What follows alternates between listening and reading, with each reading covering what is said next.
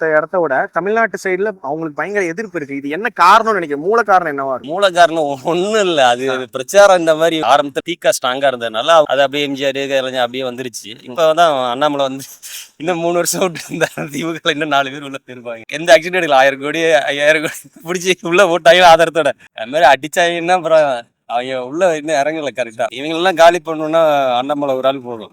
இன்னும் 3 வருஷம் விட்டுருந்தாங்க என்னச்சு இவங்க பண்ண தப்ப விளையாடுத்தாலும் முடிஞ்சிருக்கும் சொல்லி. செந்தில் பாலாஜி விட்டு ஒரு 3 வருஷம் 1000 கோடி ஊழல் போட்டு விட்டாப்ல. பாலு கூட கேஸ் நடந்துட்டு இருக்கு. அவரு ஒரு ஆளை பிடிச்சி உள்ள போட்டுவாங்க. மாநிலங்கள்ல எல்லா இடத்துலயுமே வந்து பாத்தீங்கன்னா இப்ப நீங்க சொன்ன மாதிரி பிஜேபிக்கு நிறைய ஆதரவுகள் இருக்கு. இப்ப நம்ம தமிழ்நாட்டுல வந்து ஆதரவுன்றதை தாண்டி அந்த கட்சியை வந்து இப்போ ஒரு 4 கட்சிகளுக்கு நடுவுல கூட வச்சு பார்க்க மாட்டேங்கிறாங்க. மீடியா தான் பார்க்க மாட்டாங்க. அது வந்து அப்படி மீடியா தான் பார்க்க மாட்டாங்க. எல்லாம் மீடியா ஃபுல்லா நீங்க இவங்க கண்ட்ரோல்ல இருக்குல்ல. நடுநிலைமையா இப்ப இவங்க பண்ண தப்ப பத்தி எந்த மீடியால ஓப்பனா டிபேட் வைக்கிறாங்க? யார் பேசுறா? நீங்க பேசுறீங்களா? இதுவும் பேசுறீங்களா உங்க சேனல்ல? நம்ம கேள்விதான் சார் கேட்க முடியும். சைடுல இருந்து நடக்குதுல கிரைம். இந்த மாதிரி கேள்வி நீங்க கேட்டுறீங்களா மக்கள்கிட்ட? இந்த மாதிரி நடக்குது இது மாதிரி இப்ப இது மாதிரி நிறைய சேனல் இருக்கு. நிறைய கேட்கல. ஓப்பன் டாக் வரல இல்ல. அதான் காரணம். வந்துட்டு வளர்ந்துட்டு அண்ணாமலை நல்ல குருவாச்சு இல்ல 10% கொண்டு வந்தாருல.